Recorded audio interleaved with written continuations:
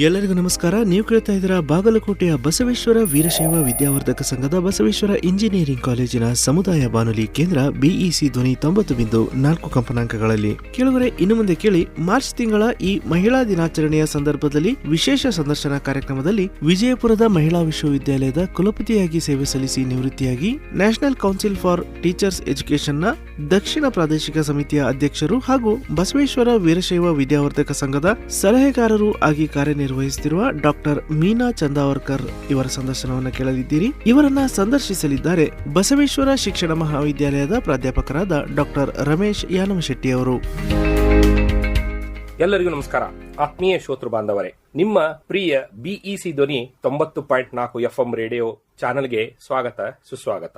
ಮೊದಲಿಗೆ ಎಲ್ಲರಿಗೂ ಮಹಿಳಾ ದಿನಾಚರಣೆಯ ಶುಭಾಶಯಗಳು. ಇತ್ತೀಚೆಗೆ ತಾನೇ ನಾವು ವಿಶ್ವಾದ್ಯಂತ ಮಹಿಳಾ ದಿನ ಆಚರಣೆ ಮಾಡಿದ್ದೇವೆ. ಮಹಿಳೆಯರ ಶಕ್ತಿ, ಸಾಧನೆ, ಧೈರ್ಯ ಮತ್ತು ಸಮಾಜದ ಅಭಿವೃದ್ಧಿಗೆ ನೀಡಿರುವ ಅಮೂಲ್ಯ ಕೊಡುಗೆಗಳನ್ನು ಗೌರವಿಸುವ ಮಹಿಳಾ ದಿನವೇ ಮಹಿಳಾ ದಿನ. ಇಂದಿನ ದಿನಗಳಲ್ಲಿ ಮಹಿಳೆಯರು ಶಿಕ್ಷಣ, ವಿಜ್ಞಾನ, ಆಡಳಿತ, ಕಲೆ ಮತ್ತು ಸಾಮಾಜಿಕ ಕ್ಷೇತ್ರಗಳಲ್ಲಿ ಅತ್ಯಂತ ಮಹತ್ವದ ಸಾಧನೆಗಳನ್ನ ಮಾಡಿದ್ದಾರೆ, ಮಾಡುತ್ತಿದ್ದಾರೆ. ಇಂದಿನ ಮಹಿಳಾ ದಿನದ ವಿಶೇಷ ಕಾರ್ಯಕ್ರಮದಲ್ಲಿ ನಮ್ಮ ಜೊತೆ ಅತ್ಯಂತ ಗೌರವಾನ್ವಿತ ವ್ಯಕ್ತಿ ಇದ್ದಾರೆ. ತಮ್ಮ ಜೀವನವನ್ನ ಬ್ಯಾಂಕ್ ಉದ್ಯೋಗಿಯಾಗಿ ಪ್ರಾರಂಭಿಸಿ ನಂತರ ಶಿಕ್ಷಣ ಕ್ಷೇತ್ರದಲ್ಲಿ ಮಹತ್ವದ ಸಾಧನೆ ಮಾಡಿ ವಿಜಯಪುರದ ಮಹಿಳಾ ವಿಶ್ವವಿದ್ಯಾಲಯದ ಕುಲಪತಿಯಾಗಿ ಸೇವೆ ಸಲ್ಲಿಸಿರುವರು. ಇವರು ರಾಜ್ಯ, ಅಂತಾರಾಜ್ಯ ಮಟ್ಟದ 10 ಸೆಮಿನಾರ್ಗಳಲ್ಲಿ, ಕಾನ್ಫರೆನ್ಸ್ಗಳಲ್ಲಿ ಸಂಶೋಧನಾ ಪತ್ರಿಕೆಗಳನ್ನು ಪ್ರಕಟಿಸಿದ್ದಾರೆ. ಪ್ರಸ್ತುತ ಇವರು National Council of Teacher Education NCTEಯ ದಕ್ಷಿಣ ಪ್ರಾದೇಶಿಕ ಸಮಿತಿಯ ಅಧ್ಯಕ್ಷರಾಗಿ ಸೇವೆ ಸಲ್ಲಿಸುತ್ತಿದ್ದಾರೆ. ಅದರ ಜೊತೆ ನಮ್ಮ ಹೆಮ್ಮೆಯ ಬಸವೇಶ್ವರ ವೀರಶೈವ ವಿದ್ಯಾವರ್ಧಕ ಸಂಘದ ಸಲಹೆಗಾರರಾಗಿ ಸೇವೆ ಸಲ್ಲಿಸುತ್ತಿದ್ದಾರೆ. ಇವರಿಗೆ ಸಂದ ಪುರಸ್ಕಾರಗಳು ಹಲವಾರು. ಅದರಲ್ಲಿ ಮಹಾರಾಷ್ಟ್ರದ ನಾಸಿಕ್ನ ಗೋಖಲೆ ಎಜುಕೇಷನ್ ಸೊಸೈಟಿಯವರ ಡಾಕ್ಟರ್ MS ಗೋಸಾವಿ ಎಕ್ಸಲೆನ್ಸ್ ಪ್ರಶಸ್ತಿ, ಬೆಂಗಳೂರಿನ ಡಾಕ್ಟರ್ SG ಸುಶೀಲಮ್ಮ ಅಭಿನಂದನಾ ಸಮಿತಿಯಿಂದ ಕೊಡುವ SG ಸುಶೀಲಮ್ಮ ಪ್ರಶಸ್ತಿ, ವಿಜಯಪುರದ ಲಯನ್ಸ್ ಕ್ಲಬ್ನಿಂದ ಮಹಿಳಾ ಶ್ರೇಷ್ಠ ಸಾಧಕಿ ಪ್ರಶಸ್ತಿ, ವಿಶ್ವ ಕೊಂಕಣಿ ಕೇಂದ್ರದಿಂದ ಮಂಗಳೂರಿನಲ್ಲಿ ಬಸ್ತಿ ವಾಮನ್ ಶಣೈ ಸೇವಾ ಪುರಸ್ಕಾರ, ಧಾರವಾಡದಲ್ಲಿ ರೋಟರಿ ಕ್ಲಬ್ನಿಂದ ವೃತ್ತಿಪರ ಶ್ರೇಷ್ಠ ಪ್ರಶಸ್ತಿ, ಮುಂಬೈನಲ್ಲಿ ನಡೆದ ವಿಶ್ವ ಕುಲಪತಿಗಳ ಸಭೆಯಲ್ಲಿ ವಿಶ್ವ ಶಿಕ್ಷಣ ಪ್ರಶಸ್ತಿ, ಶಿಕ್ಷಣಕ್ಕಾಗಿ ಅತ್ಯುತ್ತಮ ಕೊಡುಗೆಗಾಗಿ ET ನೌನಿಂದ ರಾಷ್ಟ್ರೀಯ ಶಿಕ್ಷಣ ನಾಯಕತ್ವ ಪ್ರಶಸ್ತಿ, ಅದೇ ರೀತಿ ಕರ್ನಾಟಕ ಸರ್ಕಾರದಿಂದ ನೀಡುವ ಕನ್ನಡ ಸಂಸ್ಕೃತಿ ಇಲಾಖೆ ನೀಡುವ ಬೆಳವಡಿ ಮಲ್ಲಮ್ಮ ಪ್ರಶಸ್ತಿ, ಅದರ ಜೊತೆ ETV ಕನ್ನಡ ವಾಹಿನಿಯಿಂದ ಆಯೋಜಿಸಲಾದ ಸೋಲರೈಸರ್ ಪರಿಪೂರ್ಣ ಮಹಿಳಾ ಪ್ರಶಸ್ತಿ, ಹೀಗೆ ಹಲವಾರು ಪ್ರಶಸ್ತಿಗಳು ಇವರಿಗೆ ಲಭಿಸಿವೆ. ಇವರಿಗೆ ಅಭಿನಂದನೆಗಳನ್ನು ತಿಳಿಸುತ್ತಾ ಇದೀಗ ಇವರನ್ನು ನಮ್ಮ ಕಾರ್ಯಕ್ರಮಕ್ಕೆ ಸ್ವಾಗತಿಸೋಣ. ಗೌರವಾನ್ವಿತ ಡಾಕ್ಟರ್ ಮೀನಾ ಚಂದಾವರ್ಕರ್ ಮೇಡಮ್ ಅವರಿಗೆ ಈ BEC ಧ್ವನಿ ಕಾರ್ಯಕ್ರಮಕ್ಕೆ ಸ್ವಾಗತ, ಸುಸ್ವಾಗತ. ಧನ್ಯವಾದಗಳು. ಇತ್ತೀಚೆಗೆ ಮಹಿಳಾ ದಿನಾಚರಣೆ ಅಷ್ಟೇ ಅಲ್ಲ, ನಿನ್ನೆ ತಾನೇ ಪರಾಭವ ನಾಮ ಸಂವತ್ಸರ ಯುಗಾದಿ ಹಬ್ಬವನ್ನು ನಿನ್ನೆಯಿಂದ ಪ್ರಾರಂಭ ಆಗಿದೆ. ಹಿಂದೂ ಕ್ಯಾಲೆಂಡರ್ ಇಯರ್ ಅಂತ ನಾವು ಏನು ಹೇಳ್ತಾ ಇದ್ದೀವಿ, ಇದು ಎಲ್ಲರಿಗೂ ಶುಭವಾಗಲಿ, ಎಲ್ಲರಿಗೂ ಒಳ್ಳೆ ಆರೋಗ್ಯ ಹಾಗೂ ನೆಮ್ಮದಿ ತರಲಿ ಎಂದು ನಾನು ಹಾರೈಸ್ತಾ ಇದ್ದೇನೆ. Thank you madam. ಮೇಡಮ್, ಮೊದಲಿಗೆ ಮೂಲತಃ ನೀವು ಯಾವ ಊರಿನವರು ಮೇಡಮ್? ಮೂಲತಃ ನಾನು ಮಂಗಳೂರದವಳು. ಮಂಗಳೂರದಿಂದ ನನ್ನ ಅಜ್ಜ ಅವರು ಬೇಗ ತೀರ್ಕೊಂಡಿದ್ದ ನಂತರ ಅವರು ನರ್ಸ್ ಇದ್ದರು. ಮಕ್ಕಳಿಗೆ ಕರ್ಕೊಂಡು ಅವರು ಮುಂಬೈ ಶಿಫ್ಟ್ ಆದರು. ಅದಕ್ಕೆ ಮುಂಬೈದಲ್ಲಿ ನಾವು ಹುಟ್ಟು ಬೆಳೆದವರು. ನಾನು ನನ್ನ ತಮ್ಮ ಮುಂಬೈದಲ್ಲಿ ಹುಟ್ಟು ಬೆಳೆದಿದ್ದು. ಮೂಲತಃ ಮಂಗಳೂರದವಳು. ಅಂದರೆ ನಿಮ್ಮದು ಪಯಣ ನಮ್ಮ ಕರ್ನಾಟಕದಿಂದ ಮುಂಬೈಗೆ ಪ್ರಾರಂಭ ಆಗುತ್ತೆ. ಹಾಗಾದರೆ ಸ್ವಲ್ಪ ನಿಮ್ಮ ತಂದೆ ತಾಯಿಯವರ ಹಿನ್ನೆಲೆಯ ಬಗ್ಗೆ ತಿಳಿಸ್ತಾರೆ ಮೇಡಮ್. ನನ್ನ ತಂದೆ ಪ್ರಭಾಕರ್ ಹಾಗೂ ತಾಯಿ ಪ್ರಮೀಳಾ ಬಗಡೆ. ತವರ ಮನೆ ಅಡ್ಡ ಹೆಸರು ಬಗಡೆ ಅಂತ. ತಂದೆಯವರು ಸಿವಿಲ್ ಏವಿಯೇಷನ್ದಲ್ಲಿ ಕಮ್ಯುನಿಕೇಷನ್ ಆಫೀಸರ್ ಇದ್ದರು.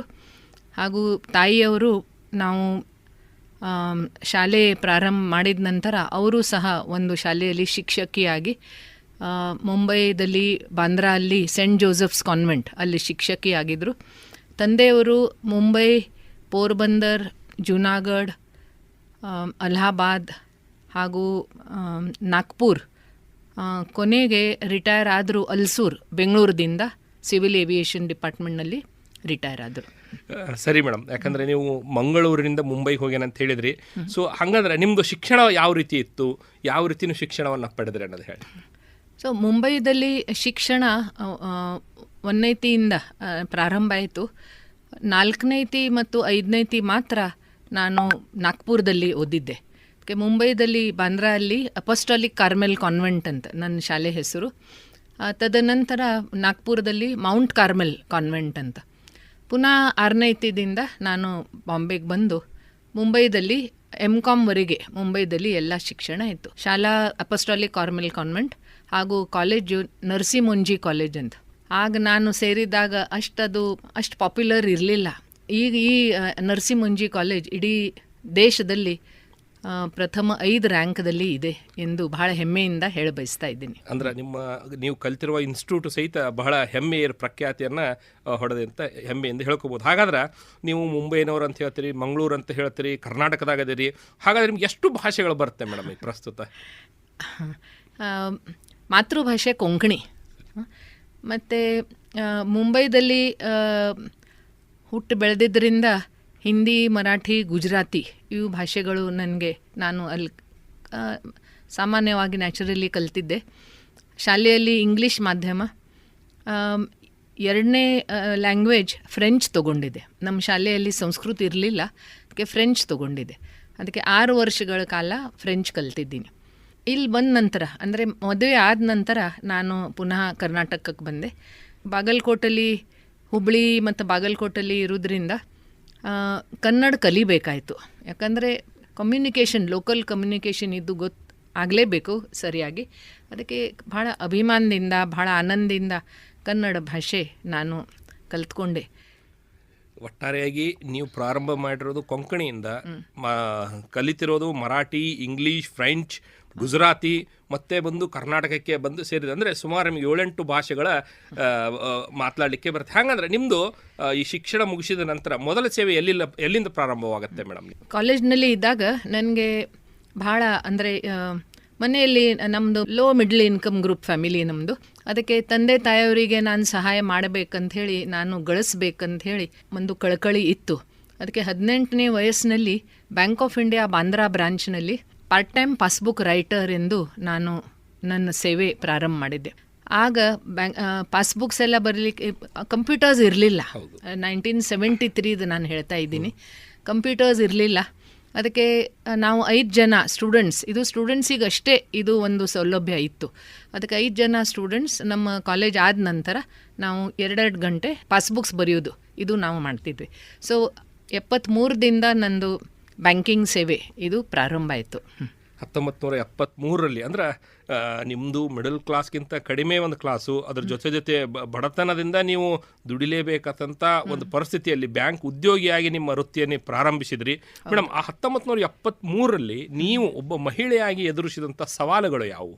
73ರಲ್ಲಿ ನಾನು ಬ್ಯಾಂಕ್ ಸೇರಿದಾಗ ಸವಾಲು ಏನು ಆ ಥರ ಏನೂ ಇರಲಿಲ್ಲ. ಮನೆಯಲ್ಲಿ ನಾನು ಹೇಳಿದ್ದಲ್ಲ, ಮಿಡ್ಲ್ ಇನ್ಕಮ್ ಗ್ರೂಪ್ ಇದ್ದರೂ ಸಹ ತಾಯಿ ತಂದೆಯವರು ಶಿಕ್ಷಣಕ್ಕೆ ಏನೂ ಕಡಿಮೆ ಮಾಡಿಲ್ಲ. ಲಕ್ಸುರೀಸ್ ಇರಲಿಲ್ಲ.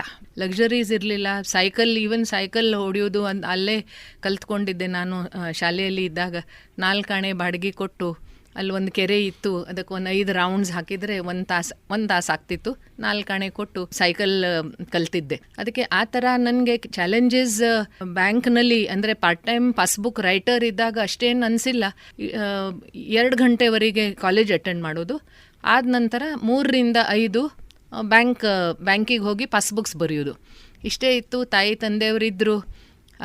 ಸವಾಲುಗಳು ಅಷ್ಟೇನು ನನಗೆ ಆವಾಗೇ ಕಂಡಿಲ್ಲ. ನೀವು ಬ್ಯಾಂಕ್ ಉದ್ಯೋಗಿಯಾಗಿ ನೀವು ಪ್ರಾರಂಭ ಮಾಡಿದ್ರಿ, ಬಟ್ ಈಗ ನಿಮ್ಮದು ವಲಸೆ ಅಂದ್ರೆ ಮಹಾರಾಷ್ಟ್ರದಿಂದ ಪ್ರಾರಂಭ ಮಾಡಿರೋದು ಕರ್ನಾಟಕಕ್ಕೆ ಹೆಂಗೆ ಬರ್ತೀರಿ? ಅಂದರೆ ಇದು ಪಾರ್ಟ್ ಟೈಮ್ ಪಾಸ್ಬುಕ್ಸ್ ಬರೆಯುವಾಗ ನನಗೆ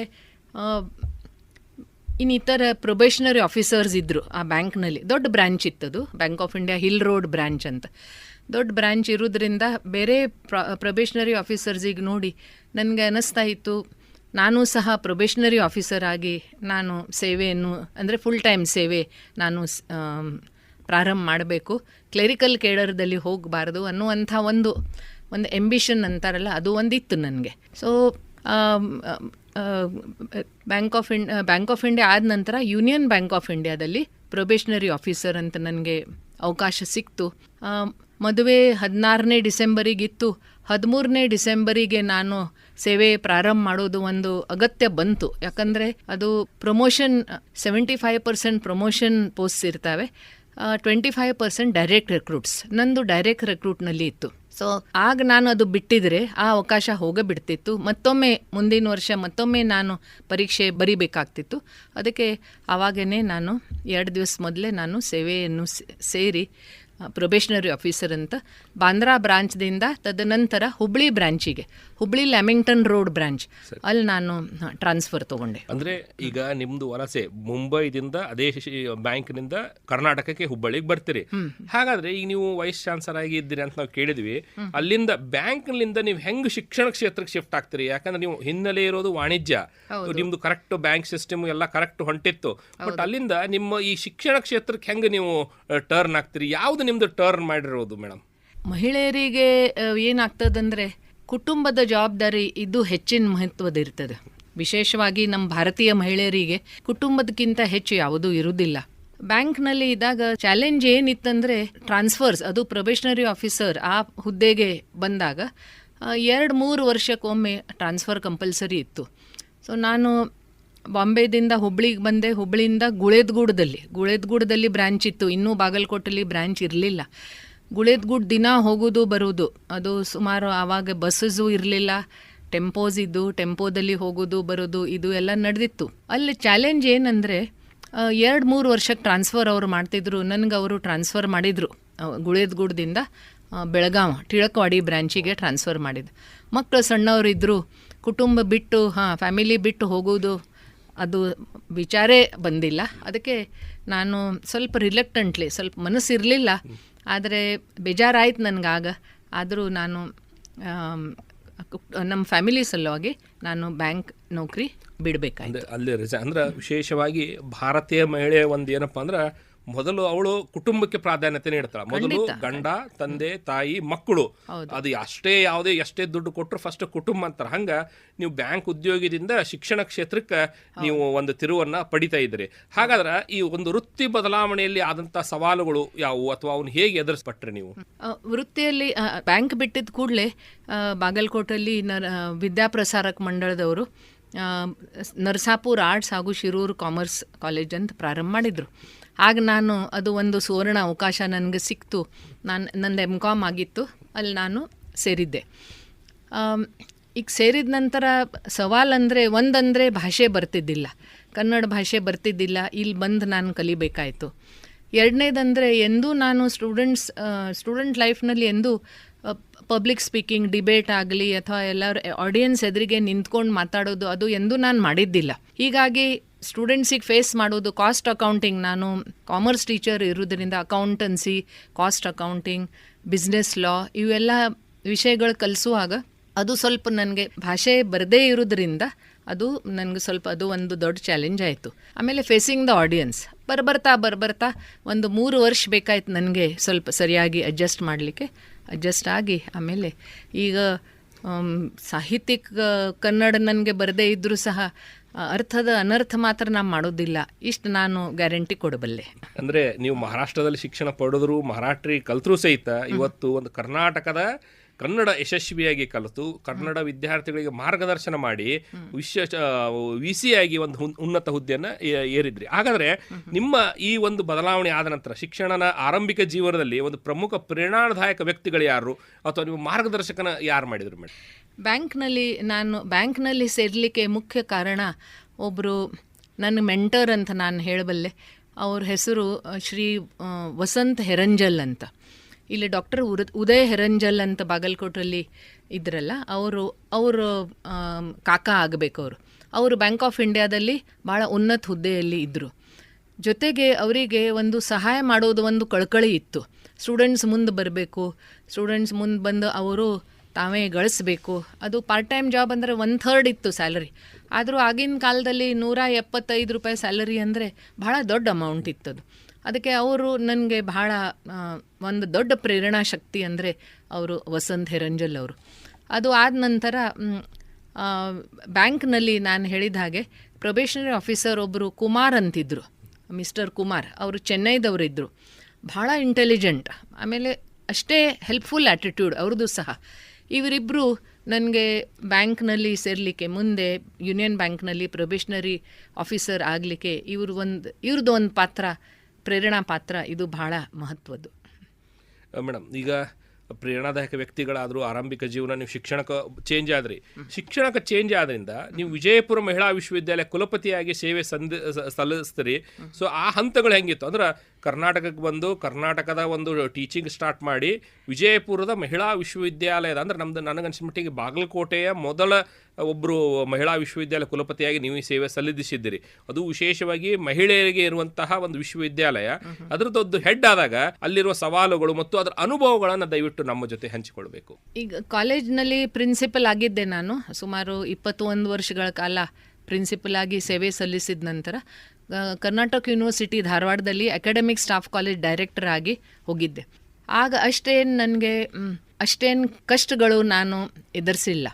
ಆದರೆ BC ಆದ ನಂತರ ದೂರಿಂದ ಭಾಳ ಅದು ಅಟ್ರಾಕ್ಟಿವ್ ಪೋಸ್ಟ್ ಅದು ವೈಸ್ ಚಾನ್ಸಲರ್ ಆಗೋದು. ಆದರೆ ಅಲ್ಲಿ ಹೋಗಿ ಅಲ್ಲೇ ಆ ಕಾರ್ಯವನ್ನು ಅದು ಪ್ರಾರಂಭ ಮಾಡಿದಾಗ ಮಾತ್ರ ಏನೇನು ತೊಂದರೆಗಳು ಬರಬಹುದು ಅಂತ ನಮ್ಗೆ ಗೊತ್ತಾಗ್ತದೆ. ಮೇನ್ ಅಂದರೆ ಒಂದು ಲೀಗಲ್ ಫ್ರೇಮ್ವರ್ಕ್ ಇರ್ತದೆ. ಆ ಕಾನೂನಿನ ಚೌಕಟ್ಟಿನಲ್ಲಿ ನಾವು ಯಾವುದೇ ಕೆಲಸವನ್ನು ಮಾಡಿದರೂ ಸಹ ಅದು ಕಾನೂನಿನ ಚೌಕಟ್ಟಿನಲ್ಲಿ ಆಗಬೇಕು. ಇದು ಒಂದು ದೊಡ್ಡ ಅಂದರೆ ಸವಾಲು. ಯಾಕಂದರೆ ನಮ್ಮ ಜೊತೆಗೆ ಬೇರೆ ಕಲೀಗ್ಸ್ ಇರ್ತಾರೆ, ಸಿಂಡಿಕೇಟ್ ಮೆಂಬರ್ಸ್ ಇರ್ತಾರೆ, ನಾನ್ ಟೀಚಿಂಗ್ ಸ್ಟಾಫ್ ಇರ್ತಾರೆ, ಜನ ಸೊಸೈಟಿದಿಂದ ಸ್ವಲ್ಪ ಇನ್ಫ್ಲೂಯೆನ್ಸ್ ಮಾಡೋರು ಅವರು ಭಾಳ ಜನ ಇರ್ತಾರೆ. ಅದಕ್ಕೆ ಅಂಥ ಒಂದು ಸಂದಿಗ್ಧ ಪರಿಸ್ಥಿತಿಯಲ್ಲಿ ಒಂದು ಕಾನೂನಿನ ಚೌಕಟ್ಟಿನಲ್ಲಿ ಕೆಲಸ ಮಾಡೋದು ಇದೇ ಒಂದು ದೊಡ್ಡ ಒಂದು ಸವಾಲು. ಅಂದರೆ ಎಲ್ಲರಿಗೆ ಓಕೆ ಅಂತ ಹೇಳಿದರೆ ಭಾಳ ಪಾಪ್ಯುಲರ್ ಆಗಿಬಿಡ್ತೀವಿ. ಆದರೆ ಓಕೆ ಅಂತ ಹೇಳಲಿಕ್ಕೆ ಆಗೋದಿಲ್ಲ. ಯಾಕಂದರೆ ಒಂದು ಕಾನೂನಿನ ಚೌಕಟ್ಟು ಇರ್ತದೆ. ಅಷ್ಟರೊಳಗೆ ಅಪಾಯಿಂಟ್ಮೆಂಟ್ಸ್ ಆಗಲಿ, ರಿಕ್ರೂಟ್ಮೆಂಟ್ಸು.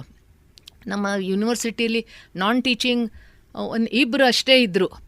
ಒಂದು 300 ವೇಕನ್ಸೀಸ್ ಇದ್ದು. 300 ವೇಕನ್ಸೀಸ್ ಅಂದರೆ ಅವ್ರದ್ದು ನಾವು ಕಾಂಟ್ರಾಕ್ಚುಯಲ್ ಎಂಪ್ಲಾಯೀಸ್ ಅವ್ರದ್ದು ಸಹಾಯದಿಂದ ನಾವು ಕೆಲಸವನ್ನು ಎಲ್ಲ ಮಾಡಿಸ್ತಾ ಇದ್ವಿ. ಈವನ್ ಟೀಚಿಂಗ್ನಲ್ಲಿಯೂ ಸಹ ಎಷ್ಟೋ ವೇಕನ್ಸೀಸ್ ಇದ್ದು. ಆದರೆ recruitment was a big challenge. ಅದು ಒಂದು ಅದರಲ್ಲಿ ಒಂದು ಬಾರಿ ನಾನು ಬ್ಯಾಕ್ಲಾಗ್ ಅಪಾಯಿಂಟ್ಮೆಂಟ್ಸ್ ಎಲ್ಲ ಮಾಡಿದ್ದೆ. ಒಂದು 13 ಅಪಾಯಿಂಟ್ಮೆಂಟ್ಸ್ ಮಾಡಿದ ನಂತರ ಆಮೇಲೆ ಯಾವುದೇ ರಿಕ್ರೂಟ್ಮೆಂಟ್ಸ್ ನಾನು ತಗೊಂಡಿಲ್ಲ. ಜೊತೆಗೆ ಫಂಡ್ಸ್ ಬರೋದು, ಗೌರ್ಮೆಂಟಿಂದ ಫಂಡ್ಸ್ ಬರೋದು, ಇದು ಒಂದು ದೊಡ್ಡ ಚಾಲೆಂಜೇ ಆಗ್ತದೆ. ಪ್ರತಿಯೊಂದು ಬಜೆಟ್ನಲ್ಲಿ ನಮ್ಗೆ ಈ ಬಾರಿ ಎಷ್ಟು ಕೊಡ್ತಾರೆ, ಗೌರ್ಮೆಂಟಿಂದ ಎಷ್ಟು ಸಿಗ್ತದೆ ಅಂತ ಒಂದು ಕುತೂಹಲ ಇದೇ ಇರ್ತಿತ್ತು. 2013 ಅಥವಾ 14ನೇ ಇಸ್ವಿಯಲ್ಲಿ ಕರ್ನಾಟಕ ಸರ್ಕಾರದಿಂದ ಭಾಸ್ಕರಾಚಾರ್ಯ ಪೀಠ ಒಂದು ಪ್ರಾರಂಭಿಸಲಿಕ್ಕೆ 1 ಕೋಟಿ ನಮಗೆ ಒಂದು ಸಹಾಯವನ್ನು ನೀಡಿದ್ದು ಇದು ಭಾಳ ನಾನು ಕೃತಜ್ಞತೆಯಿಂದ ನಾನು ಸ್ಮರಿಸ್ತಾ ಇದ್ದೀನಿ. ಯಾಕಂದರೆ ಆ ವರ್ಷ ಭಾಸ್ಕರಾಚಾರ್ಯ ಅವ್ರದ್ದು 900ನೇ ಜಯಂತಿ ಇತ್ತು. ಅದು ಅಂಗವಾಗಿ ಒಂದು ಭಾಸ್ಕರಾಚಾರ್ಯ ಪೀಠ ಸ್ಥಾಪಿಸಲಿಕ್ಕೆ ಅವರು ವಿಶೇಷ ಧನವನ್ನು ನಮಗೆ ಕೊಟ್ಟಿದ್ದರು. ಇದು ಉಳ್ಕಿದೆಲ್ಲ ನಮ್ಮ ಸ್ಯಾಲರಿ ಗ್ರ್ಯಾಂಟು ಎಲ್ಲ ಸ್ಯಾಲರೀಸು ಅದು ಎಲ್ಲ ನಮ್ಮ ಫೀಸ್ದಿಂದ ಆಗಲಿ ಬೇರೆ ಫಂಡ್ಸದ್ದು ಒಂದು ದೊಡ್ಡ ಒಂದು ಸವಾಲು ಯಾವಾಗಲೂ ಇದ್ದೇ ಇರ್ತಿತ್ತು. ಅದಕ್ಕೆ ಜೊತೆಗೆ ನ್ಯಾಕ್ ಅಸೆಸ್ಮೆಂಟ್ ಮಾಡೋದು ನನಗೆ ಭಾಳ ಮನಸ್ಸಿತ್ತು. ನಂದು 4 ವರ್ಷದ ಅವಧಿ ಮುಗಿಯೋದ್ರೊಳಗೆ ನ್ಯಾಕ್ ಅಸೆಸ್ಮೆಂಟ್ ಆಗಲೇಬೇಕು. ನ್ಯಾಕ್ ಆಗಬೇಕಾದ್ರೆ ಕಟ್ಟಡಗಳು ಕಟ್ಟಬೇಕು, ಉಳ್ಕಿದೆಲ್ಲ ಅಪಾಯಿಂಟ್ಮೆಂಟ್ಸ್ ಎಲ್ಲ ಮಾಡಬೇಕು. ಇವು ಎಲ್ಲ ಚಾಲೆಂಜಸ್ ಇದು. ಬಟ್ ನನಗನ್ನಿಸ್ತದ ಇಂಥದ್ದು ಒಂದು ಪೋಸ್ಟ್ನಲ್ಲಿ ಬಂದ ನಂತರ ಭಗವಂತ ನಮಗೆ ಆ ಸಾಮರ್ಥ್ಯ, ಆ ಕ್ಷಮತೆ ಹಾಗೂ ಸದ್ಬುದ್ಧಿ ಅದು 3 ನಮಗೆ ದಯಪಾಲಿಸ್ತಾನೆ. ನನಗನ್ಸಿದ ಮಟ್ಟಿಗೆ ನೀವು ಒಬ್ಬ ಬ್ಯಾಂಕ್ ಉದ್ಯೋಗಿಯಾಗಿದ್ರಿ, ವಾಣಿಜ್ಯ ಹಿನ್ನೆಲೆ ಇತ್ತು. ಅದಕ್ಕೆ ನೀವು ಮಹಿಳಾ ವಿಶ್ವವಿದ್ಯಾಲಯದ ಕುಲಪತಿ ಆಗಿಂದ ಅಲ್ಲೆಲ್ಲ ರಿಕ್ವೈರ್ಮೆಂಟ್ ಇರ್ಬೋದು, ಫಂಡಿಂಗ್ ಇರ್ಬೋದು, ಬಹಳ ಹ್ಯಾಂಡಲ್ ವಿತ್ ಕೇರ್, ಅಂದರೆ ಬೇರೆಯದವರಕ್ಕಿಂತ ನೀವು ಬಹಳ ಸೂಕ್ಷ್ಮತೆಯಿಂದ ನೀವು ಕಾರ್ಯನಿರ್ವಹಿಸಿದಿರಿ ಅಂತ ನಾನು ಹೇಳಲಿಕ್ಕೆ ಇಚ್ಛೆಪಡ್ತೀನಿ. ಅದ್ರ ಜೊತೆ ಕುಲಪತಿಯಾಗಿ ಹೊರಗಡೆ ಬಂದಿಂದ ಪ್ರಸ್ತುತ ನೀವು National Council of Teacher Education NCTಯ ದಕ್ಷಿಣ ಪ್ರಾದೇಶಿಕ ಸಮಿತಿಯ ಅಧ್ಯಕ್ಷರಾಗಿ ಸೇವೆ ಸಲ್ಲಿಸ್ತಾ ಇದ್ದೀರಿ. ಇದು ಒಂದು ಬಹಳ ಹೆಮ್ಮೆಯ ವಿಷಯ. ಅದು ಶಿಕ್ಷಕರ ಶಿಕ್ಷಣ ಉತ್ತಮಗೊಳಿಸಲು ನಿಮ್ಮ ಒಂದು ಪ್ರಮುಖ ಆದ್ಯತೆಗಳೇನು, ಅದರ ಅನುಭವವನ್ನು ನಮ್ಮ ಜೊತೆ ಹಂಚಿಕೊಳ್ಳಿ. ಈಗ ಇದು NCT ಇದು ಸದರ್ನ್ ರೀಜನಲ್ ಕಮಿಟಿ, ನಾನು ಏನು ಅಧ್ಯಕ್ಷ ಇದ್ದೀನಿ. ಇದರಲ್ಲಿ ಕರಿಕ್ಯುಲಮ್ಗಿಂತ ಹೆಚ್ಚು ಎಲ್ಲ BEd ಮತ್ತು MEd ಕಾಲೇಜಸ್ ಅಥವಾ BPEd ಮತ್ತು MPEd ಕಾಲೇಜಸ್ ಅವರೆಲ್ಲರೂ NCT ಕಾನೂನಿನ ಚೌಕಟ್ಟಿನಲ್ಲಿ ಅವರು ತಮ್ಮ ಕೆಲಸವನ್ನು ನಿರ್ವಹಿಸ್ತಾರೋ ಇಲ್ಲೋ ಅದು ನಾವು ನೋಡೋದಷ್ಟೇ. ಅದು ಮೋಸ್ಟ್ ಇಂಪಾರ್ಟೆಂಟ್ ಜಾಬ್ ನಮ್ಮದು. that we have to follow the norms, whether the B.Ed colleges are following the norms or not. ಅದೇ ನಮ್ಮದು ಒಂದು ನಮ್ಮದು ಜವಾಬ್ದಾರಿ ಅದು ಆ ದಿಶೆಯಲ್ಲಿ ನಾವು ಸತತವಾಗಿ ಈಗ 3ನೇ ವರ್ಷದ್ದು ಸತತವಾಗಿ ಪ್ರತಿಯೊಂದು ಮೀಟಿಂಗ್ನಲ್ಲಿ ಅದೇ ನಾವು ನೋಡೋದು, ಅದು ಕಾಳಜಿಯಿಂದ ನೋಡೋದು, ಇದು ನಮ್ಮ ಕರ್ತವ್ಯ ಆಗ್ತದೆ. ಕಾಲೇಜಸ್ನಲ್ಲಿ ಫ್ಯಾಕಲ್ಟಿ ಮೆಂಬರ್ಸು, ಟೀಚರ್ಸ್ ಅವ್ರ ಅಪಾಯಿಂಟ್ಮೆಂಟ್ಸು, ಎಷ್ಟು ಸಬ್ಜೆಕ್ಟ್ಸ್ ಪ್ರಕಾರ ಎಷ್ಟು ಟೀಚರ್ಸ್ ಬೇಕು ಅಷ್ಟು ಆಗಿದ್ದಾವ ಇಲ್ಲೋ, ಅಥವಾ ಇನ್ಫ್ರಾಸ್ಟ್ರಕ್ಚರ್, ಲೆಬಾರೆಟ್ರೀಸ್ ಆಗಲಿ, ಪ್ಲೇ ಗ್ರೌಂಡ್ ಆಗಲಿ, ಕ್ಲಾಸ್ ರೂಮ್ಸ್, ಕಟ್ಟಡಗಳಾಗಲಿ, ಕ್ಲಾಸ್ ರೂಮ್ಸ್ ಇರಲಿ, ಇವೆಲ್ಲ ಆ ಕಾಲೇಜಸ್ನಲ್ಲಿ ಇರ್ತವೆ ಇಲ್ಲೋ ಅಷ್ಟು ನಾವು ನೋಡೋದು, ಇದು ನಮ್ಮ ಜವಾಬ್ದಾರಿ ಆಗ್ತದೆ. ಅಂದ್ರೆ ಈ ಶಿಕ್ಷಕರ ಶಿಕ್ಷಣಕ್ಕೂ ಸಹಿತ ನೀವು ಹೆಚ್ಚು ಒತ್ತನ್ನು ನೀಡಿದ್ರಿ. ಅದ್ರ ಜೊತೆ ಇನ್ನೊಂದು ಬಹಳ ಇಂಪಾರ್ಟೆಂಟ್ ಪ್ರಶ್ನೆ ಏನಂದ್ರೆ, ನೀವು ನಿಮ್ಮ ವೃತ್ತಿ ಜೀವನದಲ್ಲಿ ಕೆಲಸ ಮತ್ತು ವೈಯಕ್ತಿಕ ಜೀವನವನ್ನು ಯಾವ ರೀತಿ ಸಮತೋಲನ ನಿರ್ವಹಿಸಿ? ಯಾಕಂದ್ರೆ ಒಬ್ಬರು ಮಹಿಳೆಯಾಗಿ ಈ ಮಹಿಳೆ ಮನೆಯನ್ನು ನೋಡ್ಕೋಬೇಕು, ಒಬ್ಬಳ ಹೊರಗಡೆನೂ ಹೋಗಿ ದುಡಿಬೇಕಂದಾಗ ಒಂದು ವೈಯಕ್ತಿಕ ಜೀವನವನ್ನು ನೀವು ಯಾವ ರೀತಿ ಸಮತೋಲನದಿಂದ ನಿರ್ವಹಣೆ ಮಾಡಿದಿರಿ ಮೇಡಮ್? ಇದು ಬಹಳ ಒಂದು ಮಹತ್ವಪೂರ್ಣ ಪ್ರಶ್ನೆ ನೀವು ಕೇಳಿದಿರಿ. ಪ್ರತಿಯೊಬ್ಬ ಮಹಿಳೆಗೆ ಅಂದರೆ ನೌಕರಿ ಮಾಡುವಾಗ ಏನಾಗ್ತದಂದರೆ ಮನೆ ಕಡೆ ಸ್ವಲ್ಪ ದುರ್ಲಕ್ಷ್ಯ ಆಗೇ ಆಗ್ತದೆ. ಅದು ಎರಡೂ ನಾವು ಬ್ಯಾಲೆನ್ಸ್ ಮಾಡೋದು ಇದು ಬಹಳ ಕಠಿಣದ ಒಂದು ಪ್ರಶ್ನೆ. ಆದರೂ ಸಹ ನಾವು ಹೇಳ್ತೀವಲ್ಲ, behind every man is the woman ಅಂತ. ಅದೇ ರೀತಿ behind every woman is also the man. ಅಂದರೆ ಪುರುಷರಿಂದ ಅಥವಾ ಮನೆಯಲ್ಲಿ ಯಾರ್ಯಾರು ಹಿರಿಯರು ಇದ್ದಾರೆ ಅವರೆಲ್ಲರ ಕಡೆಯಿಂದ ನಮ್ಗೆ ಒಂದು ಸಪೋರ್ಟ್ ಸಿಕ್ಕರೆ ಮಾತ್ರ ನಮ್ಗೆ ಮುಂದೆ ಹೋಗ್ಲಿಕ್ಕೆ ಸಾಧ್ಯ. ಈ ಸಂದರ್ಭದಲ್ಲಿ ನನ್ನ ಅತ್ತೆ ಮಾವರು ಮತ್ತು ನಮ್ಮ ಮನೆಯವರು ಅವರು ನನಗೆ ನೀಡಿದ್ದಂಥ ಸಹಾಯ ನಾ ಎಂದೆಂದಿಗೂ ಮರೆಯಲ್ಲಾರೆ. ಅದಕ್ಕೆ ನಮ್ಮ ಅತ್ತೆ ಮಾವರಿಗೆ ನಾನು ಈ ಸಂದರ್ಭದಲ್ಲಿ ಬಹಳ ವಿಶೇಷವಾಗಿ ಕೃತಜ್ಞತೆಯನ್ನು ಸಲ್ಲಿಸ್ತಾ ಇದ್ದೀನಿ. ಜೊತೆಗೆ ಈಗ ಕಾಲೇಜ್ ಆಗಲಿ, ನನ್ನ ಇಲ್ಲೇ ನರಸಾಪುರ ಮತ್ತು ಶಿರೂರು ಕಾಲೇಜ್ ಬಾಗಲಕೋಟಲ್ಲಿ ಆಗಲಿ, ಅಕಾಡೆಮಿಕ್ ಸ್ಟಾಫ್ ಕಾಲೇಜ್ ಕರ್ನಾಟಕ ಯೂನಿವರ್ಸಿಟಿಲಿ ಆಗಲಿ, ಮತ್ತು ಮಹಿಳಾ ವಿಶ್ವವಿದ್ಯಾಲಯದಲ್ಲಿ ಆಗಲಿ, ನನ್ನ ಕಲೀಗ್ಸ್ ಯಾರ್ಯಾರು ಇದ್ದರಲ್ಲ ಅವರೆಲ್ಲವರು ವೈಸ್ ಚಾನ್ಸಲರ್ ಆಗಲಿ ಅಥವಾ ಪ್ರಿನ್ಸಿಪಲ್ ಆಗಲಿ ಒಬ್ಬರಿಂದ ಏನೂ ಆಗೋದಿಲ್ಲ. ಇದು ಎಲ್ಲ ಟೀಮ್ ವರ್ಕ್ ನಾವು ಹೇಳ್ತೀವಲ್ಲ, together each one achieves more ಅಂತಾರೆ, TEAM. ಅದಕ್ಕೆ ಎಲ್ಲರದ್ದು ಸಹಾಯ ಸಿಕ್ಕಿದಾಗ ಮಾತ್ರ ನಮ್ಗೆ ಮುಂದೆ ಹೋಗಲಿಕ್ಕೆ ಅಥವಾ ನಮ್ಗೆ ಏನಾದರೂ ಒಂದು ಒಳ್ಳೆ ಗುಣಮಟ್ಟದ ಏನಾದರೂ ಕೆಲಸವನ್ನು ಮಾಡಲಿಕ್ಕೆ ಅದು ಸಾಧ್ಯ ಆಗ್ತದೆ. ಸೊ ಮನೆಯಲ್ಲಿ ನನಗೆ ನಮ್ಮ ಮನೆಯವರು, ನನ್ನ ಅತ್ತೆ ಮಾವರು, ಇವನ್ ಮಕ್ಕಳು ಅವ್ರದ್ದು ಸಹ ಅವ್ರ ಕಡೆ ಸ್ವಲ್ಪ ಅಲಕ್ಷ್ಯ ಆಗೇ ಆಗ್ತದೆ. ಅದಕ್ಕೆ ಅವರು ಸಹ ನನಗೆ ಕೋಆಪ್ರೇಟ್ ಮಾಡಿದರು.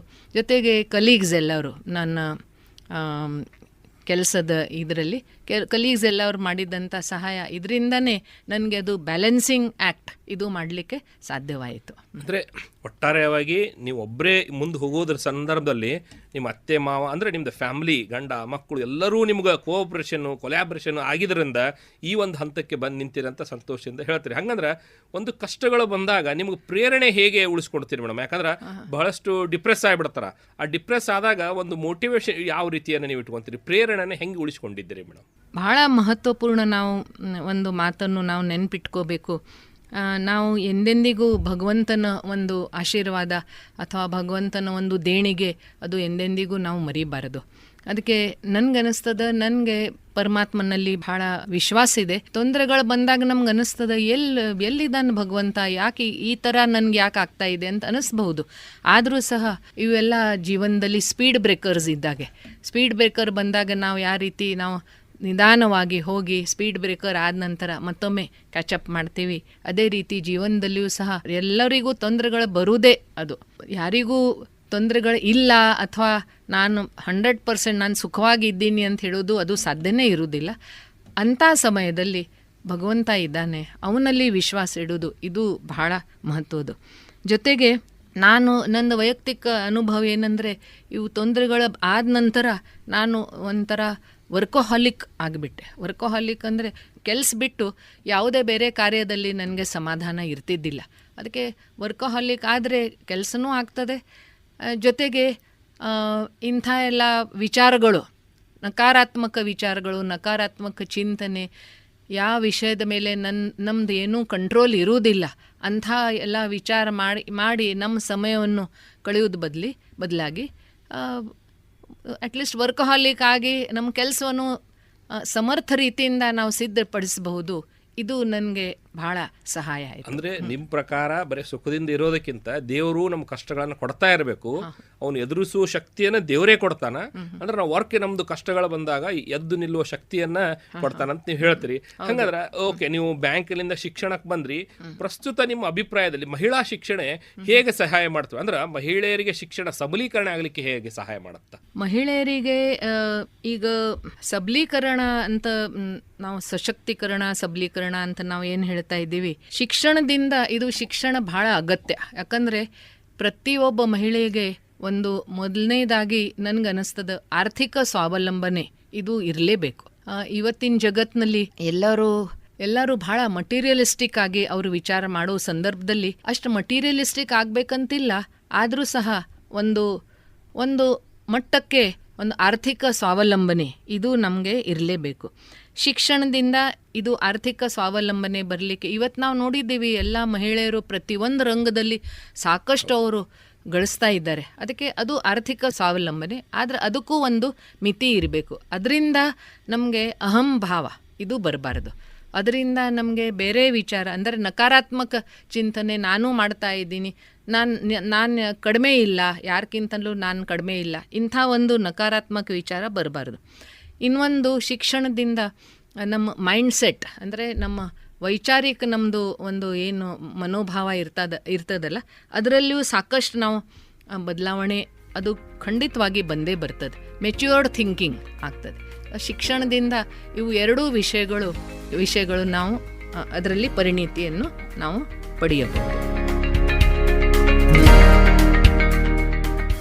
ಕೇಳುಗರೆ, ಇದುವರೆಗೂ ನೀವು ಮಹಿಳಾ ದಿನಾಚರಣೆಯ ಈ ವಿಶೇಷ ಸಂದರ್ಭದಲ್ಲಿ ನ್ಯಾಷನಲ್ ಕೌನ್ಸಿಲ್ ಫಾರ್ ಟೀಚರ್ಸ್ ಎಜುಕೇಷನ್ನ ದಕ್ಷಿಣ ಪ್ರಾದೇಶಿಕ ಸಮಿತಿಯ ಅಧ್ಯಕ್ಷರು ಹಾಗೂ ಬಸವೇಶ್ವರ ವೀರಶೈವ ವಿದ್ಯಾವರ್ಧಕ ಸಂಘದ ಸಲಹೆಗಾರರು ಆಗಿ ಕಾರ್ಯನಿರ್ವಹಿಸ್ತಾ ಇರತಕ್ಕಂತಹ ಡಾಕ್ಟರ್ ಮೀನಾ ಚಂದಾವರ್ಕರ್ ಮೇಡಮ್ ಇವರ ಸಂದರ್ಶನವನ್ನ ಕೇಳಿದಿರಿ. ಈ ಕಾರ್ಯಕ್ರಮದ ಮುಂದುವರಿದ ಭಾಗವನ್ನ ಮತ್ತೆ ಸಂಜೆ 5:30ಕ್ಕೆ ಕೇಳಲಿದ್ದೀರಿ. ಕಾರ್ಯಕ್ರಮವನ್ನು ನಡೆಸಿಕೊಟ್ಟವರು ಬಸವೇಶ್ವರ ಶಿಕ್ಷಣ ಮಹಾವಿದ್ಯಾಲಯದ ಪ್ರಾಧ್ಯಾಪಕರಾದ ಡಾಕ್ಟರ್ ರಮೇಶ್ ಯಾನಂಶೆಟ್ಟಿ ಅವರು. ಕಾರ್ಯಕ್ರಮ ಪ್ರಸಾರವಾಗಿದ್ದು ಬಸವೇಶ್ವರ ವೀರಶೈವ ವಿದ್ಯಾವರ್ಧಕ ಸಂಘದ ಬಸವೇಶ್ವರ ಇಂಜಿನಿಯರಿಂಗ್ ಕಾಲೇಜಿನ ಸಮುದಾಯ ಬಾನುಲಿ ಕೇಂದ್ರ BEC ಧ್ವನಿ 90.4